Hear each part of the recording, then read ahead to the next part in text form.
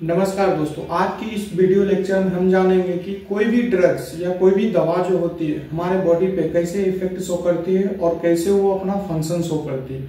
जैसे कि कोई भी मेडिकेम या ड्रग्स कोई भी हम इनटेक करते हैं, खाते हैं, तो खाने के बाद जो है सो मेनली क्या करता है कि जैसे हमारे गला में दर्द हो, पैर में दर्द हो या हाथ में दर्द हो, तो उस एरिया पे जाके वो कैसे अपना एक्शन शो करता है। एक्शन शो करने के बाद क्या हुआ रिएक्ट करता है और कैसे हमारे गला का दर्द, पैर का दर्द या हाथ का दर्द, खाते तो हम मुंह से हैं लेकिन वो कैसे हाथ का दर्द, पैर का दर्द और समझ ले कि जैसे कट गया उस दर्द का, तो ये सब कैसे मेनली ड्रग्स का फंक्शन क्या है वो हम जानते हैं। तो देखिए क्या कि मोस्टली जब हम कोई ड्रग्स, कोई भी मेडिकेम जब हम इनटेक करते हैं तो इनटेक करने के बाद क्या होता है कि वो हमारे ओरल कैविटी के थ्रू हमारे स्टोमक में जाती है। स्टोमक में जाने के बाद क्या होती है कि स्टोमक में बहुत से स्ट्रॉन्ग एसिड पाए जाते हैं, जिसको हम HCl कहते हैं, हाइड्रोक्लोरिक एसिड होती है। हाइड्रोक्लोरिक एसिड क्या करते हैं, वो मेडिकेम को, जो भी ड्रग्स होती है, टेबलेट होती है, उसको ब्रोकन का काम करता है। उसको एकदम से तोड़ के एकदम से पूरे छोटे कणों में तोड़ देती है। तोड़ने के बाद स्टोमक में तोड़ने के बाद क्या होता है कि वो हमारे स्मॉल इंटेस्टाइन में पहुंचती है। स्मॉल इंटेस्टाइन में पहुंचने के बाद क्या होता है, स्मॉल इंटेस्टाइन में पहुंचने के बाद क्या होता है कि वो स्मॉल इंटेस्टाइन अपने आप को मतलब ड्रग्स में जो भी हमारे मतलब एफिशिएंट्स है उसको एब्जॉर्ब करता है। एब्जॉर्ब करने के बाद क्या होता है कि पूरे बॉडी में वो सर्कुलेट करता है ब्लड के थ्रू, और हमारे जो भी इंजर्ड सेल्स हैं या फिर इफेक्टेड एरिया है वहां पे जाके अपना एक्शन शो करता है। तो ये सारी जो प्रोसेस है मेनली इसको शॉर्ट फॉर्म में हम ADME बोल सकते हैं। ADME बोले तो ADME का फुल फॉर्म होता है एब्सॉर्प्शन, डिस्ट्रीब्यूशन और मेटाबॉलिज्म एंड एक्सक्रीशन। अब शॉर्ट में जाने तो एब्सॉर्प्शन का क्या होता है कि जैसे कि हम दवा इंटेक करने के बाद क्या होता है कोई ड्रग जो है या टेबलेट वो टूटने के बाद कैसे एब्जॉर्ब होता है। एब्जॉर्ब होने के बाद क्या है कि डिस्ट्रीब्यूशन, डी का मतलब होता है डिस्ट्रीब्यूशन का मतलब क्या मेनली क्या होता है टूटना। वो टूटा और कैसे हमारे बॉडी में एब्जॉर्ब हुआ। और एम होता है, एम क्या होता है मेनली मेटाबॉलिज्म प्रोसेस होता है। मेटाबॉलिज्म प्रोसेस हमारे बॉडी के लिए, उस ड्रग के लिए बहुत इंपॉर्टेंट प्रोसेस है, क्योंकि यही प्रोसेस एक ऐसा प्रोसेस है जिससे कि वो ड्रग्स जो है हमारे बॉडी में, जो भी वो ड्रग्स में मतलब बोले तो उस ड्रग्स में जो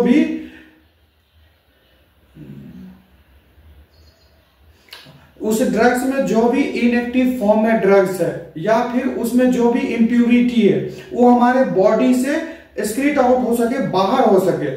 और उसके बाद हमारे लास्ट प्रोसेस है, वो लास्ट प्रोसेस को हम बोलते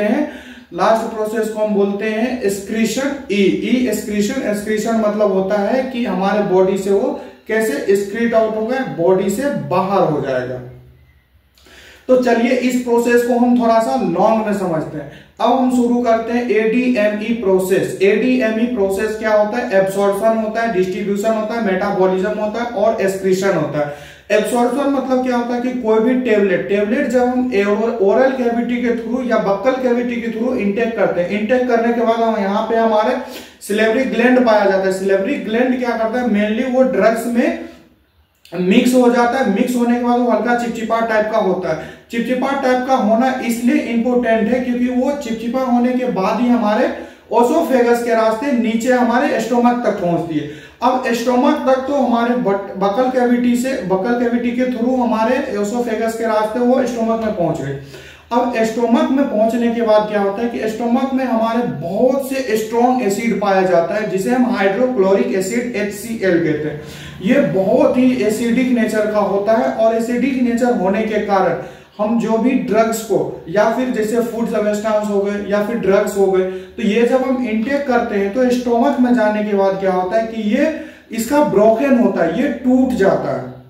और टूटने के बाद क्या होता है कि इसका डिस्ट्रीब्यूशन प्रोसेस स्टार्ट हो जाता है। डिस्ट्रीब्यूशन प्रोसेस में क्या होता है कि ये मतलब अलग अलग भागों में टूट जाता है। टूटने के बाद स्टोमक में वो पूरे एकदम टूटने के बाद ये स्मॉल इंटेस्टाइन में पहुंचता है। स्मॉल इंटेस्टाइन क्या करता है कि इस ड्रग्स में जो भी एफिशिएंट्स है और प्यूरिटी ड्रग है, शुद्ध मतलब समझ जिससे हमें पैरासीटामोल की आवश्यकता है, तो पैरासीटामोल जो भी ड्रग्स मटेरियल्स है, ड्रग्स मटेरियल्स को स्मॉल इंटेस्टाइन क्या करता है कि एब्जॉर्ब करता है। एब्जॉर्ब करने के बाद क्या करता है, वो मतलब ब्लड में मिक्स कर देता है। मिक्स करने के बाद क्या होता है कि वो पूरे ब्लड में, जैसे पैरासीटामोल है तो पूरे ब्लड में मिक्स कर देगा। और ब्लड क्या है कि हमारे एक बोले तो ये हमारे एक सर्कुलेटरी प्रोसेस है, सर्कुलेशन वाली प्रोसेस है।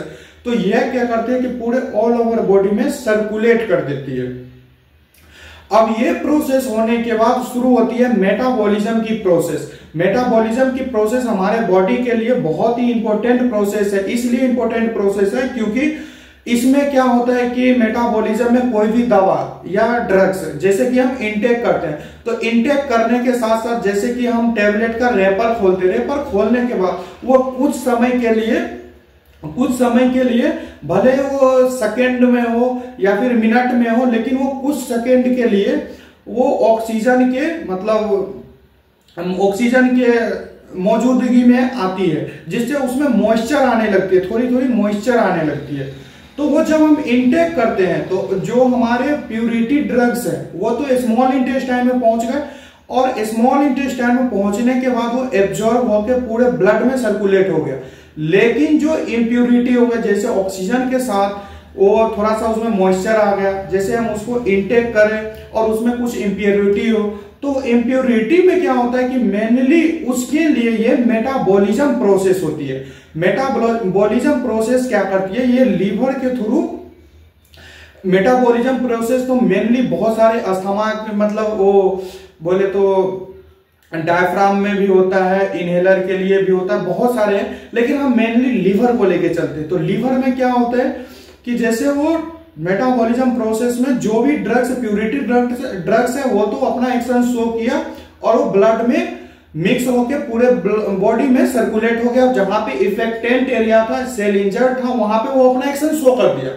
लेकिन अब जो है वो जिसमें इम्प्यूरिटी बचा हुआ है, वो इम्प्यूरिटी क्या करता है, इम्प्यूरिटी मेनली क्या करता है तो मेटाबॉलिज्म प्रोसेस में जाती है। मेटाबॉलिज्म प्रोसेस लीवर के थ्रू होती है, और इसमें क्या होता है, लीवर के थ्रू क्या होता है कि जैसे कि हम मतलब बोले तो इम्प्यूरिटी जो भी रहती है, तो ये लीवर में जाने के बाद 2 फेज एक्शन शो करती है।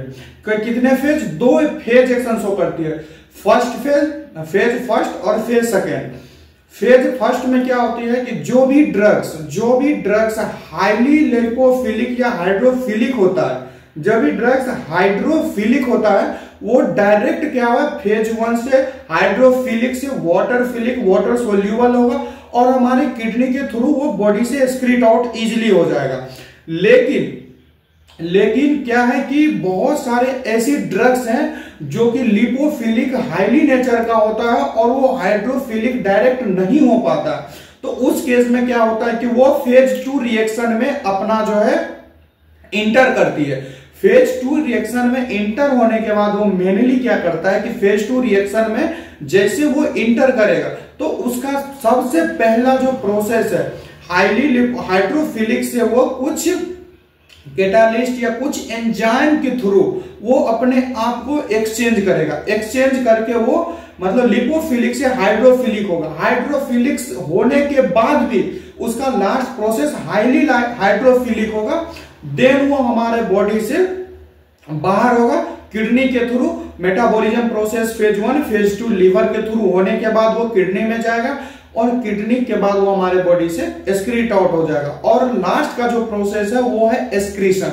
एक्सक्रीशन भी हमारे बॉडी के लिए और ड्रग्स, कोई भी ड्रग्स इंटेक करते हैं उसके बाद एक्सक्रीशन भी बहुत इंपॉर्टेंट प्रोसेस है, क्योंकि इसी प्रोसेस के माध्यम से जो भी हमारे ड्रग्स में इम्प्यूरिटी रहती है वो हमारे बॉडी से इजीली एक्सक्रीट आउट होती है। और ये इसलिए इंपॉर्टेंट है क्योंकि अगर ये एक्सक्रीट आउट नहीं होती है तो ये हमारे बॉडी में अगर मौजूद रहे तो ये टॉक्सिसिटी क्रिएट कर सकता है और हमारे बॉडी के लिए हार्मफुल भी हो सकता है।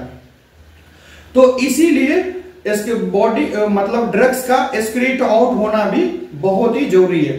तो इम्प्यूरिटी में क्या होता है कि मेनली इम्प्यूरिटी में ड्रग्स, वो जो भी इम्प्यूरिटी रहती है ड्रग्स में वो किडनी के थ्रू, किडनी में जाने के बाद क्या होता है छनती है। छनने के बाद वो इजीली हमारे बॉडी से यूरिन के थ्रू या स्वेट के थ्रू स्वेट मतलब पसीना के थ्रू हमारे बॉडी से इजिली एक्सक्रीट आउट और बाहर हो जाती है।